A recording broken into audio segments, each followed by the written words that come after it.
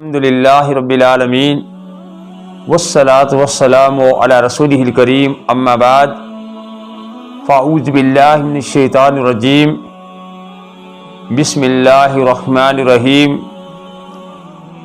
وقال اللہ تعالی فی القرآن مجید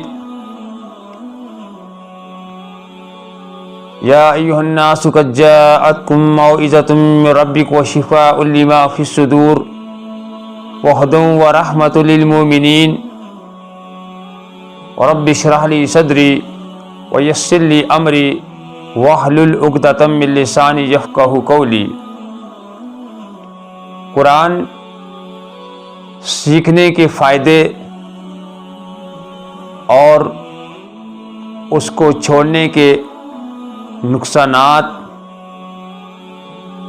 اللہ تعالیٰ نے قرآن مجید سورہ یونس کی آیت نمبر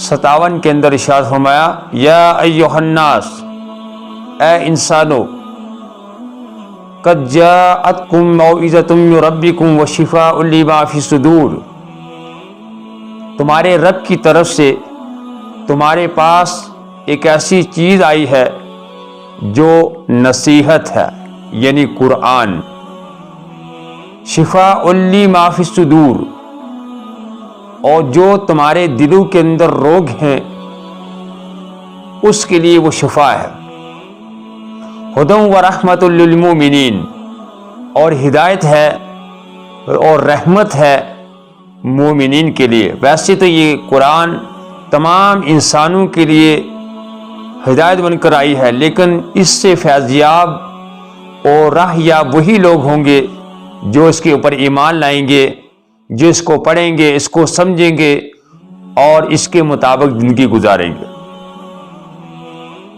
قل بفضل اللہ وبرحمتہ فبذلک فلیفرحوا، آپ صلی اللہ علیہ وسلم کہہ دیجئے، پس لوگوں کو اللہ کے اس انعام، یعنی جو کتاب ان کے پاس آ گئی، بہت بڑا انعام ہے، اور اس کی رحمت پر خوش ہونا چاہیے، اس پر خوشی منانا چاہیے۔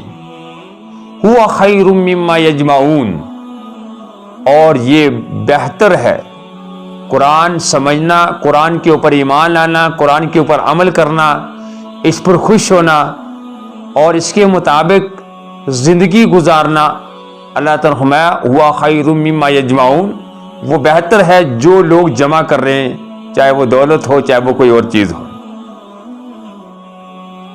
ایک حدیث کے اندر جس میں حضرت عثمان بن عفان رضی اللہ بیان کرتے ہیں کہ اللہ کے رسول صلی اللہ علیہ وسلم نے ارشاد فرمایا، خیرکم من تعلم القرآن وعلمہ، کہ تم میں سب سے بہتر وہ شخص ہے جو خود بھی قرآن سیکھے، اللہ کی کتاب کو سیکھے اور دوسروں کو بھی اس کتاب کو سکھائے، سمجھائے، اس کے مطابق عمل کرانے کی کوشش کرائے، دوسرے لوگوں کو اس کی تعلیم دے، چاہے وہ حفظ آئے، چاہے وہ اس کے علاوہ جو ساری چیزیں قرآن سیکھنے کے اندر آتی ہیں۔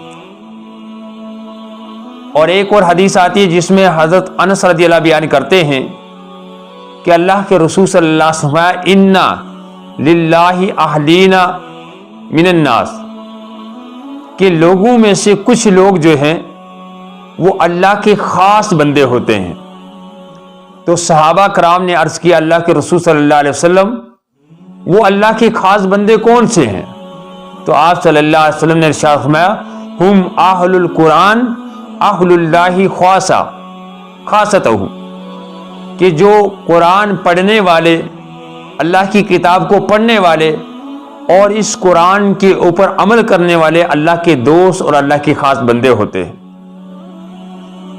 تو آئیے اب دوسرا جو موضوع تھا وہ کیا ہے کہ قرآن چھوڑنے کے نقصانات کیا ہیں۔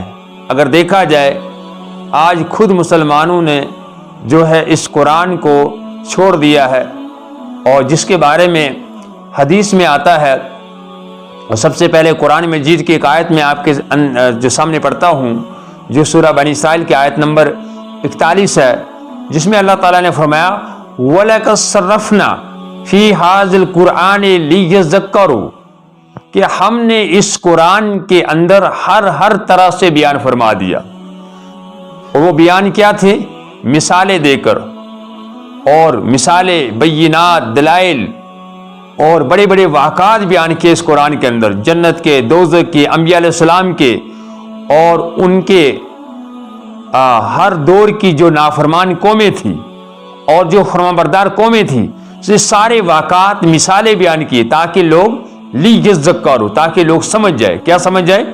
کہ جن لوگوں نے اللہ کی کتاب کو مانا اور اس پر عمل کیا، اور اللہ کی کتاب کو جو لوگ سکھانے والے تھے، پیغمبر یا رسول، اور ان کے اوپر جن لوگوں نے ایمان لایا، وہ فلاح پا گئے اور وہ کامیاب ہو گئے. اللہ تعالیٰ نے اپنی سزا سے ان کو بچا لیا.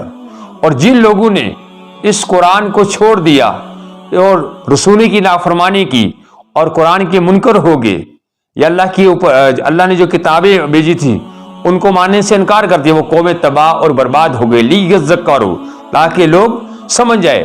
آگے دیکھو، وما یزیدہم الا نفورا، لیکن اس سے انہیں نفرت ہی بڑھتی ہے.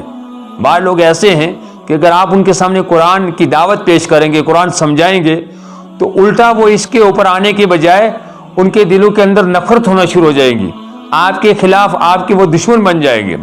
تو قرآن کہتا ہے کہ جن کے دلوں کے اندر کفر اور شرک کی تاریکیاں، اندھیرا ہوتا ہے، جو اس میں ڈوبے ہوتے ہیں، وہ قرآن کے نزدیک آنے کے بجائے اور دور ہو جاتے ہیں.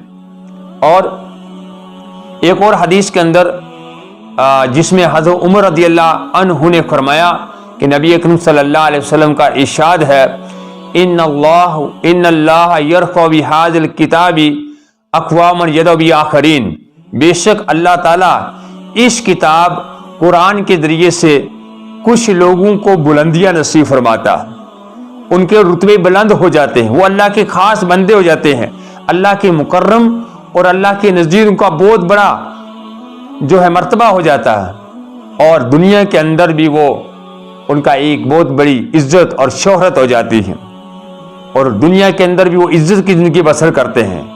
وہ یدعو بآخرین، اور کچھ لوگوں کو اللہ تعالیٰ اس کے ذریعے سے پستی میں گرا دیتا ہے. وہ لوگ اتنے جو لوگ قرآن کو چھوڑ دیتے ہیں، قرآن پر عمل نہیں کرتے، قرآن پر ایمان نہیں لاتے ہیں، تو اللہ تعالیٰ ان کے درجات کو، ان کی بلندیوں کو کیا کرتا ہے؟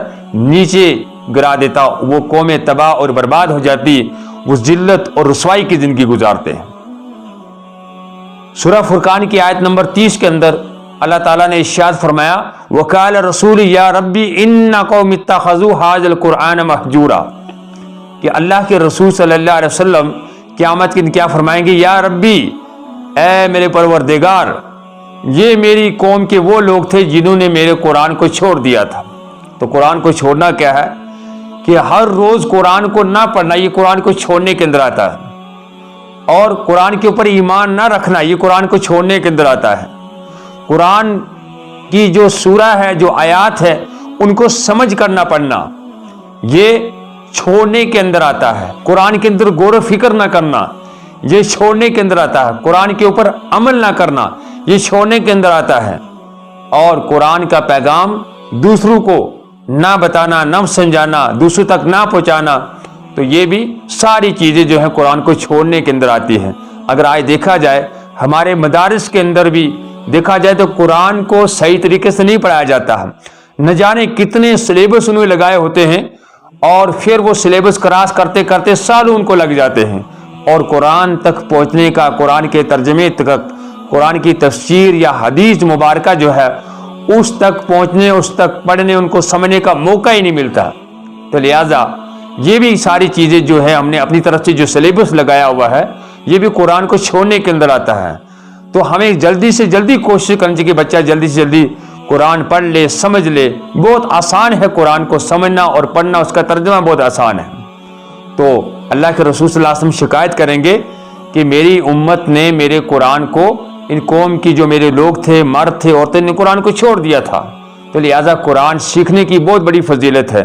آپ صلی اللہ علیہ وسلم نے ارشاد فرمایا، لا تجعلوا بیوتکم مقابر، کہ تم اپنے گھروں کو قبرستان نہ بناؤ. جس گھر کے اندر قرآن نہ پڑھا جائے، ڈیلی پڑھنا چاہیے قرآن. اگر ہم ڈیلی چائے پیتے ہیں، کھانا کھاتے ہیں، ہر کام ڈیلی کرتے ہیں، تو قرآن ڈیلی کیوں نہیں پڑھتے؟ تو جس طرح نماز ڈیلی پڑھنی چاہیے، اس طرح قرآن بھی ڈیلی پڑھنی چاہیے، تھوڑا پڑھو لیکن ہمیشہ پڑھو۔ تو وقال لا تجلوا بیوتکم مقابرا، کہ تم اپنے گھروں کو قبرستان نہ بناؤ، ان الشیطان ینفر من البیت الذی تقرأ فیہ سورۃ البقرہ، کہ بے شک شیطان اس گھر سے بھاگ جاتا ہے جس گھر کے اندر سورۃ البقرہ کی تلاوت ہوتی ہے، یعنی قرآن کی تلاوت، سورہ بقرہ کی تلاوت، جس کے اندر 286 آیتیں ہیں۔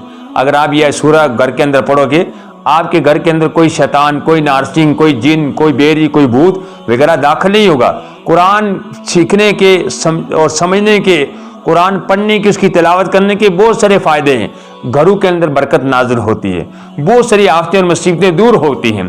تو اللہ تعالیٰ سے دعا ہے کہ اللہ تعالیٰ ہم سب کو قرآن سیکھنے، سمجھنے اور اس کو ہمیشہ عمل میں لانے کی اور اس کو ہمیشہ پڑھنے کی توفیق عطا فرمائے۔ وآخر دعوانا ان الحمد للہ رب العالمین۔ السلام علیکم ورحمۃ اللہ وبرکاتہ۔